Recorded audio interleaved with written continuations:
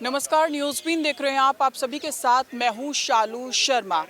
भारत जोड़ो यात्रा के बाद कांग्रेस पार्टी पूरी तरीके से जोश में थी। 2024 की तैयारी चल रही थी, लेकिन सूरत कोर्ट से कल एक फैसला आता है और राहुल गांधी को 2 साल की सजा हो जाती है।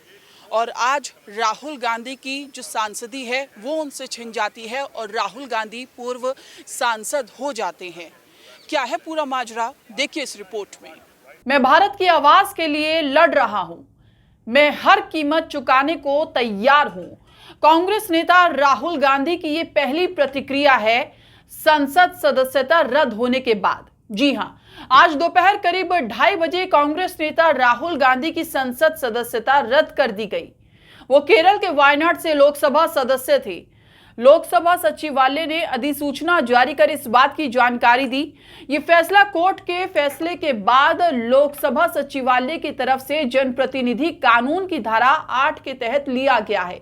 कल सूरत की कोर्ट ने राहुल गांधी को 2 साल की सजा सुनाई थी।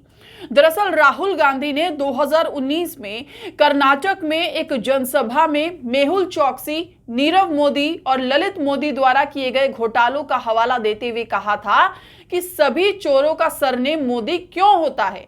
सूरत कोर्ट के फैसले के खिलाफ आज सुबह से ही कांग्रेस कार्यकर्ता देश भर में प्रदर्शन भी कर रहे थे। कांग्रेस नेता अभिषेक मनु सिंघवी ने कहा कि देश भर में इनके खिलाफ अभियान जारी रहेगा। सूरत कोर्ट का फैसला आता है, राहुल गांधी को 2 साल की कल सजा हो जाती है और आज जो है उनकी सांसदी छीन ली जाती है, जिसको लेकर कांग्रेस पार्टी की तरफ से आज एक प्रेस कॉन्फ्रेंस की गई, जिसमें कि अभिषेक मनु सिंघवी और जयराम रमेश दोनों साथ में दिखे। और क्या कुछ कहा गया प्रेस कॉन्फ्रेंस में, आइए आपको सुनवाते हैं। आज जो मुद्दे आपके समक्ष हैं उनके 2 व्यापक आयाम हैं, एक राजनीतिक है, एक कानूनी है। लेकिन राजनीतिक आयाम सबसे महत्वपूर्ण, सबसे व्यापक, सबसे अहम है। पहले मैं उसका जिक्र करूं संक्षेप में। पहला बिंदु उसका यह है कि जानबूझकर, बार बार सोच समझकर, एक सूझे बूझे तरीके से इस सरकार ने हर गणतांत्रिक संस्था को खत्म करने का प्रयत्न किया है, उसको चोक करने का प्रयत्न किया है, उसमें रोकथाम करने का प्रयत्न किया है। सबसे बड़ी संस्था उनके मायने में जो उनके लिए बाधा है वो है स्वतंत्र, निष्पक्ष, निडर बोलना, बोलचाल, जो हमारे संविधान की एक महत्वाकांक्षा ही नहीं, एक मानव अधिकार है, मूलभूत। इस सरकार ने, इस केस की बात नहीं कर रहा हूं मैं श्री राहुल गांधी की, सैकड़ों केसेस में 2014 के बाद ऐसे येन केन प्रकारेण कदम उठाए हैं जो हर नागरिक के स्वतंत्र, निडर बोलने के अधिकार क्षेत्र में बाधा डालें, बार बार। और उसके उदाहरण आप जानते हैं। बोलने की स्वतंत्रता और बोलने के बाद की स्वतंत्रता, दोनों को सीधा निचोड़ने का प्रयत्न किया इस सरकार ने बार बार। श्री राहुल गांधी, हम सब जानते हैं, ने निडरता से बार बार संसद के अंदर और संसद के बाहर अपने विचार रखे हैं, जनहित में रखे हैं, जनता के सामने रखे हैं, जनता के लिए रखे हैं। उन्होंने सामाजिक, आर्थिक, राजनीतिक, विदेश नीति इत्यादि इत्यादि सब मुद्दों पे पूरा बोला है, बिना झिझक के बोला है।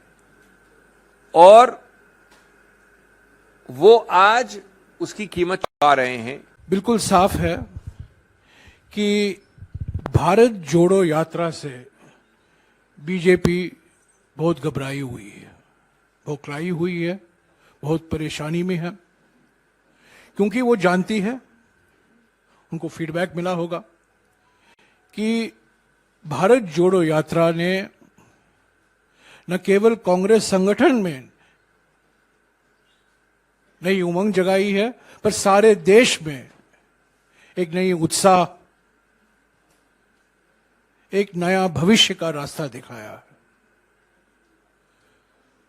कई महीने से वो भारत जोड़ो यात्रा को बदनाम करने में लगी हुई थी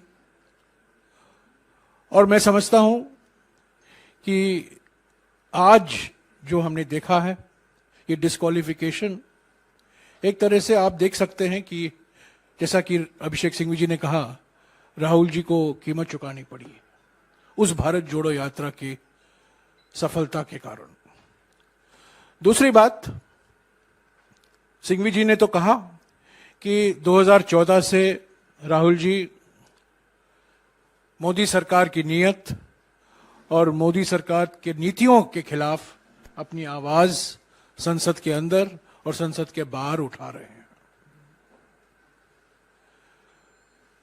ये नोटबंदी के बारे में इन्होंने जिक्र किया, जीएसटी के बारे में इन्होंने जिक्र किया, चीन को जो जून 2020 में प्रधानमंत्री ने क्लीन चिट दिया उसका भी सिंघवी जी ने जिक्र किया। पर मैं एक और मुद्दों का जिक्र करना चाहता हूं जिसके वजह से आज राहुल गांधी जी को कीमत चुकानी पड़ी है, और वो ये है अडानी का महाघोटाला। जब से राहुल गांधी जी विपक्ष में संसद में बोले थे, 50 मिनट का भाषण था, ज्यादातर उसका एक्सपंज भी कराया गया, और जिस तरीके से 16 पार्टियों ने एक होकर 5 फरवरी से जेपीसी की मांग की इस घोटाले में, क्योंकि ये घोटाला सिर्फ अडानी से संबंधित नहीं है, ये घोटाला प्रधानमंत्री की नीयत और प्रधानमंत्री की नीतियों से भी जुड़ा हुआ है। इसीलिए हमने जेपीसी की मांग की,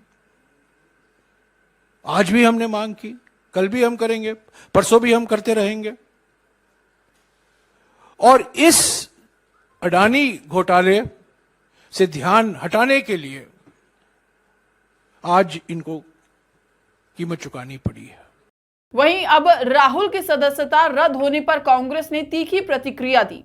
कांग्रेस अध्यक्ष मल्लिकार्जुन खड़गे ने कहा, राहुल को सच बोलने की सजा मिली है। राहुल देश के सामने सच्चाई रख रहे थे। सरकार को जिन्हें नहीं सुनना है उन्हें वह सदन के बाहर कर रही है, लेकिन हम सदन के अंदर भी बोलेंगे, सदन के बाहर भी बोलेंगे। कांग्रेस महासचिव प्रियंका गांधी वाड्रा ने ट्वीट कर कहा, नीरव मोदी घोटाला 14,000 करोड़, ललित मोदी घोटाला 425 करोड़, मेहुल चौकसी घोटाला 13,500 करोड़। जिन लोगों ने देश का पैसा लूटा, भाजपा उनके बचाव में क्यों उतरी है? जांच से क्यों भाग रही है? जो लोग इस पर सवाल उठा रहे हैं उन पर मुकदमे लादे जाते हैं। क्या भाजपा भ्रष्टाचारियों का समर्थन करती है? लोकसभा सांसद और कांग्रेस नेता शशि थरूर ने राहुल गांधी पर हुए एक्शन पर आश्चर्य जताते हुए कहा, कोर्ट के फैसले के महज 24 घंटे के अंदर और फैसले के खिलाफ अपील की प्रक्रिया जारी होने के दौरान ही इस एक्शन और इसकी स्पीड को लेकर मैं स्तब्ध हूं। ये हमारे लोकतंत्र के लिए अशुभ संकेत है। कांग्रेस से अभी तक दूरी बनाए रखने वाली ममता बनर्जी भी राहुल गांधी के पक्ष में खड़ी नजर आई।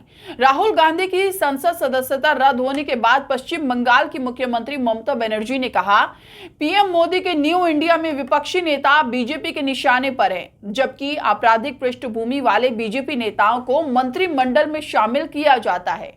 विपक्षी नेताओं को उनके भाषणों के लिए अयोग्य ठहराया जाता है। आज हम संवैधानिक लोकतंत्र में एक नया निम्न स्तर देख रहे हैं।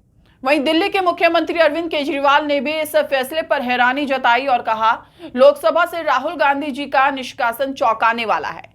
देश बहुत कठिन दौर से गुजर रहा है। पूरे देश को इन्होंने डरा कर रखा हुआ है। 130 करोड़ लोगों को इनकी अहंकारी सत्ता के खिलाफ एकत्र होना होगा। तो वहीं शिवसेना उद्धव गुट के अध्यक्ष उद्धव ठाकरे ने कहा कि लूटने वाले आजाद हैं और राहुल गांधी को सजा दी गई है।